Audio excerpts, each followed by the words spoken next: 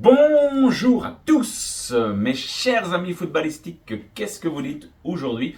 Nous, ça dit que aujourd'hui, nous allons parler et débriefer un match exceptionnel entre Anderlecht et l'Union Saint-Gilloise qui s'est soldé par un match nul 2-2.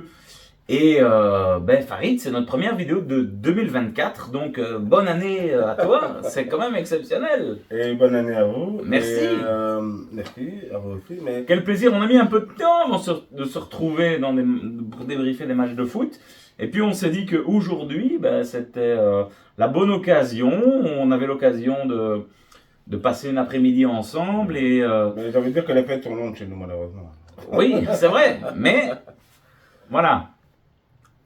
Anderlecht Union, que demander de plus pour un dimanche après-midi comme ça À 18h, heure parfaite pour les supporters. C'est exceptionnel. Bravo. Et on a passé un très bon moment. Ah, c'est rare, hein, ça fait longtemps, on regarde un match belge à deux. Oui. On va pas parler de ce qui s'est passé au Standard la dernière fois qu'on avait... Non, ça ne sert à rien. Mais... On ne parle pas de Standard dans cette vidéo parce qu'il n'y a absolument rien à dire. Oui, je pense que tout le monde sait quoi penser. Mais pour revenir pour le derby bruxellois, Union, on aurait pas oublié que c'est tout juste à côté. Hein. Donc, les supporters, C'est un derby. C'est un derby, un gros derby. C'est un derby, c'est le premier contre le deuxième du championnat belge. En plus. Oui. C'est un gros match en plus d'être un derby. Bien sûr. Et deux équipes qui jouent au football. Donc ça promettait déjà avant le match. Hein. Exactement. Exactement, à savoir que l'Union avait la possibilité aujourd'hui de mettre 11 points d'avance sur son concurrent. Et c'était plutôt bien parti parce que l'Union a très très vite mené 0-2 dans ce match avec, et c'est indéniable, on va devoir parler de ça dans ce débrief, mais on a eu 3 buts dans cette première mi-temps et dans les 3 buts, notre Diable Rouge, notre capitaine est impliqué dans les 3 buts où on a 2 bourdes, mais incroyable de Vertonghen sur les 2 buts de l'Union. Et en fin de première mi-temps, il va mettre sa tête pour garder espoir, revenir à 2-1. C'est complètement fou. C'est comme dit souvent, hein. Vertonghen pour moi c'est un joueur extraordinaire, mais par match c'est tout ou rien. Et aujourd'hui il a montré qu'il est passé de rien à tout. Hein. Bah oui, c'est vrai, mais première il rate, mais c'est exceptionnel quand même. Les deux. Mais je trouve que il se retrouve avec deux ballons où il cafouille, où il rate ses contrôles. Oui, et à chaque fois, il y a l'attaquant qui vient derrière. Nielsen dans un premier temps, et puis Amoura dans un deuxième temps. Mais j'en reviens pas. Je me suis dit, mais qu'est-ce qui se passe avec Vertonghen? Et j'ai eu peur pour Anderlecht. J'ai eu peur dans cette première mi-temps. J'ai vraiment cru que Anderlecht allait se prendre une manita, comme on dit en Espagne. Il était grand temps que la mi-temps arrive pour Anderlecht. Et ce but, finalement, de Vertonghen, qui est salvateur et qui donne encore espoir à Anderlecht dans cette deuxième mi-temps. Oui, et j'ai envie de dire, c'est que oui, Vertonghen, on le sait, on le connaît, parfois, bon, il peut passer à côté de ses contrôles, de ses matchs. Mais là, je trouvais la mentalité extraordinaire, parce que bon, en marquant son goal, après 2 erreurs monstrueuses, impardonnables pour l'équipe nationale belge, lui qui joue à un gros niveau quand même en Belgique, c'est assez compliqué, mais il a réussi en tant que meneur de cette défense, il a réussi à revenir un petit peu et remarquer son petit goal aussi. Ça lui a fait super du bien, je pense. Et quand on regarde la deuxième mi-temps, finalement, avec un peu de réussite et tout ça, rien ne passe. Au niveau finalement, ils n'ont pas encaissé un goal. Ouais. Ils ont fait le contraire, ils ont marqué un goal. Mais c'est clair, et je pense qu'il faut le dire, Anderlecht est revenu en deuxième mi-temps avec d'autres ambitions. Et je pense que le discours du coach anderlechtois a été pertinent à la mi-temps parce que c'est une mi-temps partout, hein, on va pas se mentir. Mais la deuxième mi-temps a été vraiment, je trouve, beaucoup plus contrôlée par Anderlecht, avec une défense qui a été beaucoup plus dure sur l'homme, et ça a été vraiment, vraiment compliqué pour l'Union de pouvoir tuer ce match. Ils ont eu les occasions en deuxième mi-temps, mais on a quand même eu là, malgré tout, un Schmeichel qui a fait quand même quelques arrêts intéressants. Au bon moment. Au bon moment, et c'est ça qu'on demande à un gardien d'Anderlecht. Vous savez que on a critiqué Schmeichel dans les derniers matchs, notamment contre le Standard, où voilà, vous savez qu'on n'est pas du tout convaincu par Peter Schmeichel. Depuis qu'il est à Anderlecht, c'est quand même difficile pour lui. D'ailleurs, le deuxième gardien est parti à Nice. Je crois que c'est tout frais actuellement. Mais bref, on préférait, en tout cas nous, ce deuxième gardien.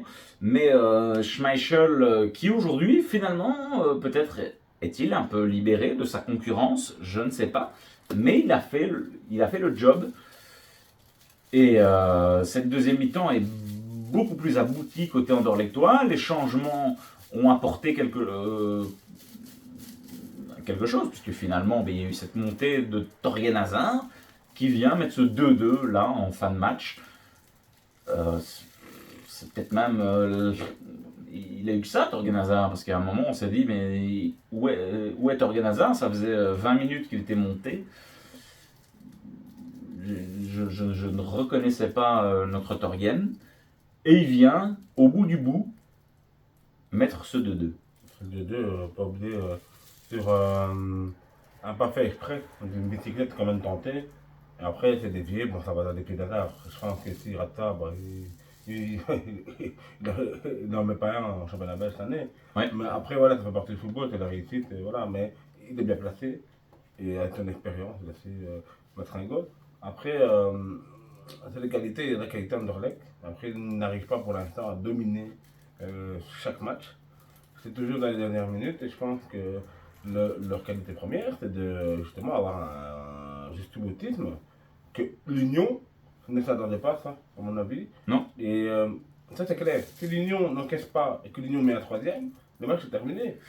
Ici, le DA a fait que Anderlecht a été libéré, a beaucoup mieux joué, je pense aussi, au niveau technique et une touche de balle. En fait, c'est un peu le contraire de la première. On va parler un peu de l'Union, j'imagine. Oui, bien sûr. Je vais dire Moucron. Mais de l'Union, pardon. Et quelle première mi-temps. Quelle première mi-temps. Ils ont joué en mode Europa League. Mais un pressing vraiment très très bon. Et pendant les 20 premières minutes, on a vraiment vu un Anderlecht qui n'arrivait pas à passer le milieu de terrain. Ils n'arrivaient pas à rentrer dans le camp de l'Union. Ils avaient la possession de balle, mais ça a été très très très compliqué. Et l'Union attendait ça. Ils attendaient, ils étaient là avec un pressing très très haut. Et dès qu'Anderlecht essayait de joindre, ne fût-ce qu'un milieu de terrain, boum, il se faisait prendre la balle directement. Et là, ça fusait. Et c'est le style de l'Union, avec 3, 4, 5 joueurs qui arrivaient directement près du grand rectangle d'Anderlecht pour pouvoir essayer d'aller inscrire un but. Et voilà, le plan qui a été mis en place par Alexander Blessin était vraiment très très intéressant sur cette première mi-temps. Et Anderlecht vient de loin, vraiment, parce que quand c'était 2-0, je m'attendais vraiment à ce que le match se termine pour vraiment une fessée côté Anderlechtois. Et voilà, ils ont bien réagi. Chapeau à Anderlecht. Il faut aussi rappeler que avant ce match, on était sur un 8-0. Ça veut dire que depuis que l'Union est revenue en Division 1, toutes les confrontations entre l'Union Saint-Gilloise et Anderlecht ont été gagnées par l'Union. On était à 8-0. Et là, Anderlecht a réussi à un match nul. Pas à gagner. Un match nul. Donc, c'est dire à quel point l'Union est très très forte contre Anderlecht. Bah oui, non, mais ensuite, ce qui est formidable, c'est qu'on a vu quand même un match de deux côtés. Bon, faut être honnête, on était vraiment comme supporter neutre aujourd'hui. Oui, carrément. Autour le sait, je crois. C'est pas secret. Mais Union Anderlecht, c'était un derby. C'est ça qu'on a voulu le regarder et commenter après parce qu'on sentait déjà que ça allait être un bon match. Et ensuite, voilà, il faut signaler une chose, c'est que les jeux de balle en une touche, les contrôles, les dribbles, les petits ponts qu'on a vus aujourd'hui, Amoura, on pourra en parler, c'est un joueur exceptionnel. Après, Le deuxième but est magnifique. Hein. Voilà, après, Enfin, magnifique. Il Il profite de l'erreur de Vertonghen, mais deux fois, et c'est là qu'on voit l'union, comme j'ai dit, ce pressing haut. Deux fois, on a une erreur de Vertonghen, mais on a l'attaquant qui suit. La première fois, c'est Nilsson. La deuxième fois, c'est Amoura. Ils sont juste là, derrière, à l'affût de Vertonghen, et Vertonghen se loupe. Et deux fois, l'attaquant de l'Union est là pour aller inscrire son but. C'était vraiment très, très intéressant. Mais, selon toi, Faridinho, aujourd'hui, quel a été le point fort, le point faible du côté d'Anderlecht et du côté de l'Union? Rapidement. Bah, je vais commencer à va vite. Non, mais du côté de l'Union, le point fort, je pense que ça a été leur technique du jeu, leur tactique, qui a été bien mise en place dès le départ. Pas oublier que c'est eux qui viennent à l'extérieur. Ils ont dominé quasi tout le match. Super équipe. Ensuite, leur point faible, je pense qu'ils ont lâché un peu en deuxième mi-temps, au niveau, je dirais pas une rigueur de confiance, hein, Ouais. mais je pense que pour eux, ils avaient le match en main. Ouais. Et Anderlecht, leur point fort, justement, Anderlecht, sur le défaut de l'Union, si vous me suivez, Bien sûr. c'est aussi justement d'être battu jusqu'au bout. Ça, c'est leur point fort. Et c'est une équipe jeune, certes, mais c'est une équipe qui a bien joué au football, et ça, c'est leur point fort. Leur point faible Anderlecht, c'est la défense. Clairement. Aujourd'hui, c'est la défense. Clairement, je suis assez d'accord avec vous. Et pour vraiment cibler des joueurs, hein, moi vraiment aujourd'hui niveau point faible, j'ai vraiment envie de cibler le back gauche d'Anderlecht, Armstadt. Ça a été vraiment pendant toute sa période très compliqué, que ce soit dans sa construction, mais défensivement, il s'est fait d'ailleurs, à chaque fois il s'est fait prendre dans son dos. Je pense que les deux premiers buts viennent de son côté. Amoura lui a mis la mauvaise. Oui, ben voilà, mais La fait d'avoir la mi-temps. Castromontes, son premier mi-temps, il s'en est donné à cœur joie. Et ça a été catastrophique, franchement, Armstadt. Augustinsson apparemment est blessé, donc voilà, c'est pas le titulaire de base, mais très compliqué pour Armstadt, côté Anderlechtois. Ça a été clairement le point faible, dans ce match. Malgré tout, voilà, moi je pense que il faut quand même souligner l'abnégation, le courage de Stroikens, qui voilà, aura vraiment été un petit poison, aura toujours tenté d'aller donner cette bonne passe. Il a été intéressant. Moi je l'aime beaucoup, Stroikens. Et encore aujourd'hui, je trouve qu'il a apporté quand même pas mal au jeu anderlechtois. Verskaren, pour lui, ça a été plus compliqué aujourd'hui. Malheureusement, c'est un peu moins bien, je trouve. Mais comme Dolberg, d'ailleurs, Dolberg qui a été sorti, Dolberg inexistant jusqu'à sa sortie, ça a été très compliqué. Après, malheureusement, pour lui, franchement. Et pour en terminer, et du côté de l'Union, voilà. Ce Burgess là derrière, c'est quand même quelque chose. Franchement, voilà. Je pense qu'il y a un petit pépin là sur le deuxième but où il n'est pas là. Enfin bref, mais quand même très fort. Sadiki, moi j'ai beaucoup aimé sa percussion. Il est intéressant dans un rôle différent. Hein. On s'en souvient encore. C'est un joueur qui appartenait à Anderlecht et qui était plutôt destiné à devenir un back droit, et là mais il est rentré un peu dans notre jeu, très intéressant. Il a fait mal aujourd'hui, Sadiki, et ça a été intéressant. Dommage malheureusement pour Amoura, qui a dû sortir pour blessure, je pense. on sait à quel point Amoura peut faire mal. Oui, Et, non, c'est clair, et je pense qu'il a c'est eu un bon difficile. contact sur l'épaule, je pense, en première Oui. mi-temps. Et après, il a continué son match quand même, hein, comme il était dangereux. Après, Rodriguez, qui l'a remplacé, était un très bon joueur de football aussi, mais je pense que c'est pas le même style. Je l'avais dit pendant le match, hein, on en parlait. Justement, il lui manque cette petite brin de folie de dribble, en fait. Et après, c'est un bon dribbleur aussi, mais il est peut-être plus dans la profondeur, Rodriguez, que Amoura est plus dans la technique. Ouais, ça a été difficile pour Rodriguez qui a essayé, mais Voilà, après, bon. ouais, ça a été plus compliqué. Voilà, après. On a eu un bon match, c'est le principal.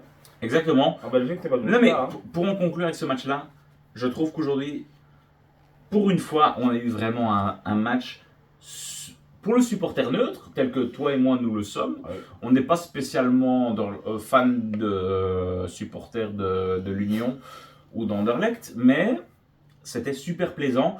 À mentionner aussi, je te l'ai dit avant le début du match, Anderlecht a commencé avec 7 Belges sur la feuille de match.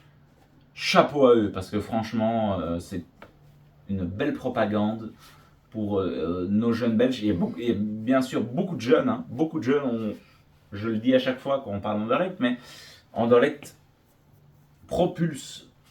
Le centre de formation est quand même très intéressant. Et voilà, chapeau à eux, avec des mecs comme ça, comme Verskaren, comme Stroikens, Léonie aussi, De Bast, Patrice. Donc c'est quand même pas mal. On a passé en tout cas, personnellement, ça a été un véritable plaisir de suivre ce match en ta compagnie. Hein, Avec plaisir. je pense que c'était notre premier match. Notre premier match. C'est pas le premier match qu'on garde ensemble, mais on Ce sera pas le dernier en tout cas. Non, j'espère. Mais une très bonne après-midi avec un match qui se conclut sur un 2-2.